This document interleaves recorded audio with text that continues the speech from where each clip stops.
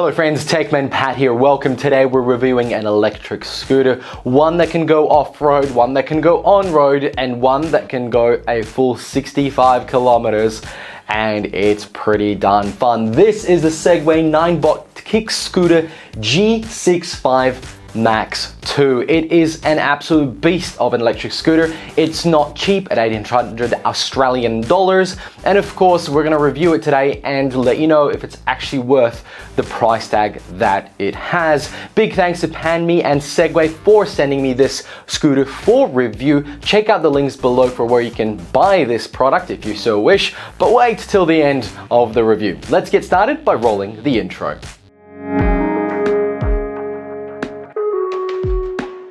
So first things first, this has a range of up to 65 kilometers, and that really depends on your weight. Now at 100 kilos, I got about 60 kilometers out of that over a full week of going back to the store, to the train station, to work, and it worked out really, really well. This is really heavy at around 22 to 25 kilograms. I couldn't quite figure it out. My scales couldn't really work very well holding it up, but it is a very heavy scooter, so taking it on the train was a little bit difficult, but it does have wheels, and in the app there is a thing called walking assist, which really helped. So if you're walking around between the train station and the next time you actually kick onto the scooter, it's best to turn that on to help you assist moving the scooter around. Don't think about picking it up. To achieve 25 kilometers locked in for the Australian market, this scooter has a 400 watt motor. And to stop you at the same time, it both has electric brake and a drum brake out the front, which means that at any speed that you'll be going either downhill or, well, flat, you'll be able to stop. And I found myself stopping very well.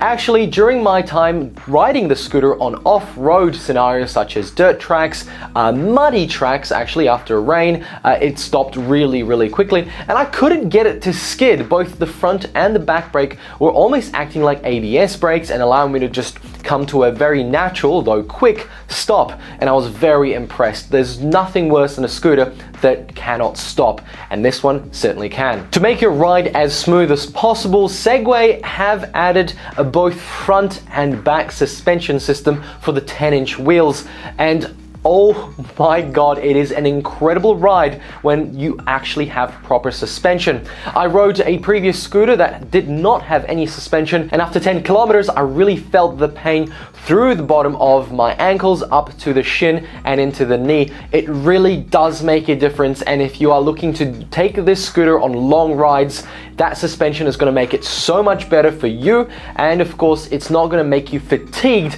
at the end of the ride. Sure, you can last through the ride without suspension, but you're going to get off and you're going to feel like crap. Now, I wouldn't take this scooter swimming with me, but it is IPX5, which means it's waterproof and water resistant in some areas. The power plugs are covered with grommets and rubber gaskets, and that's really good. Dirt can get into certain areas, but it does not affect the battery and the electronics, which is the important part. The waterproof side of things, well, I'd ride it through some puddles and in light rain. You've obviously got some electronics at the top handle, but they're all nicely sealed with obviously gaskets within the coverings and the shields. The suspension has a modification to make it softer or harder. I tried both the softer and harder, and to be honest, I didn't really feel much of a difference except when I started bouncing the scooter myself. It felt much softer and lighter to move it, but overall the ride quality didn't really change, and I preferred the hard setting just because it felt less wavy across bumpy roads. So what's it like to ride? Well, during my rides, I spent a long time riding. It was long distances, and it was an absolute dream. That suspension system really makes a big difference, and right now it's hard for me to say to anyone who is going to get a long range scooter to buy one without suspensioned wheels. It is a game changer. The tires are thick enough to make you feel very comfortable on the road. It doesn't feel like it's going to skid or fall over. Now, furthermore, the handles are really comfortable, but there's really no way to ride the scooter with one hand. You do have to have both hands on the scooter, and of course,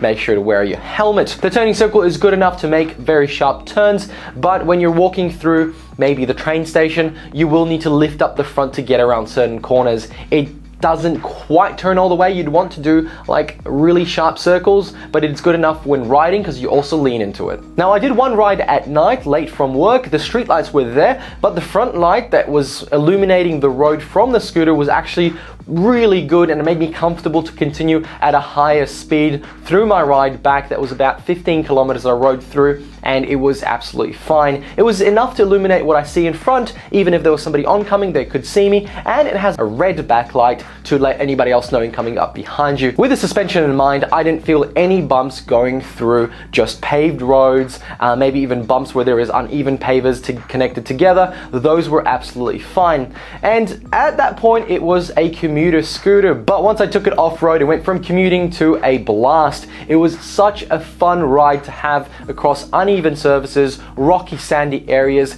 that I forgot that this is kind of a long-range commuter, and which it is, and I highly recommend it to those people. But if you want to have some fun at long treks through the bush, this is certainly going to do it. The suspension was really working overtime, and I had a lot of fun. It takes about 5 hours to charge this to full, which means that if you get to the office, you plug it in and it'll be charged by the time you finish your day. And of course, with the size of this battery, 15,300 milliamps, it's certainly going to hold its charge anyway, and that 65 max range of kilometers is going to be enough potentially for 3-4 days depending on your usage. The 10-inch tires are also self-sealing and tubeless, which means you don't have to put a tube inside if you ever need to change the tire. And of course, the tires are available from Panme's website as spare accessories, and I would highly recommend to have at least one pair if you're going off-road, because you never know what's out there in the gravel. A couple of notes about the top speed. Obviously, there are very different laws in each state, so make sure before you purchase this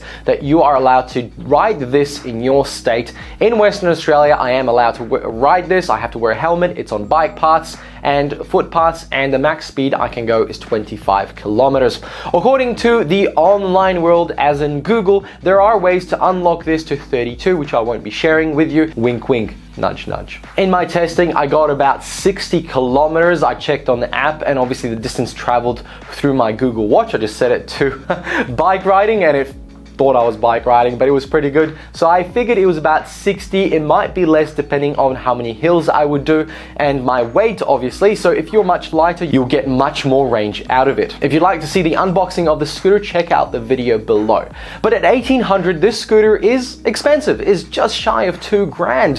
What can it do? Well, it has a very powerful motor that gets you up hills really, really well. It has also full suspension to make the ride very smooth and comfortable. But I think what makes the price tag actually realistic is the way this goes off the road. The way it acts and keeps solidly connected to the ground on gravel, sandy areas, and even muddy areas is incredible. I didn't feel at any point that it was going to slip under my feet, and I was pushing them pretty far. I had a blast. I even jumped off a few ridges, and again, wear that helmet. So if you are one who has potentially one car or none, and you live in an apartment potentially, this is the best commuter scooter I can recommend right now. It also comes with a lock for you, which is great. So if you're going down to the shops to pick up some light snacks or maybe dinner for tonight, you'll be able to pick it up, come back on the scooter, and lock it at the store or the shops wherever you are, and it'll be absolutely safe. Very impressed with the fact that they provide this in the pack. Well done, Segway. Furthermore, if you are somebody who goes to work and has to catch both the train and a bus, then this will remove the bus route because you can get to the train station really quickly with the scooter. It has a long enough range for you to not have to carry the actual charging cable. This becomes your everyday scooter to ride, and I think it'll last a long time. The amount of beating it took in the couple of weeks that I've had it, I'm really impressed how well it survived, and so I can highly recommend this scooter to anyone looking to make it their everyday commuter to work and a fun ride on the weekends and to the shops. So big thanks to Segway and Panme for sending me this scooter for review. It has been a pleasure to use, and I'm really, really excited to share this with you. So if you want to know where you can purchase this, check the links below. Make sure you like this video if you did. Subscribe if you want to see more content like this, obviously scooters, maybe other electric gadgets, and I'll catch you all in another video. Thanks for watching, and bye!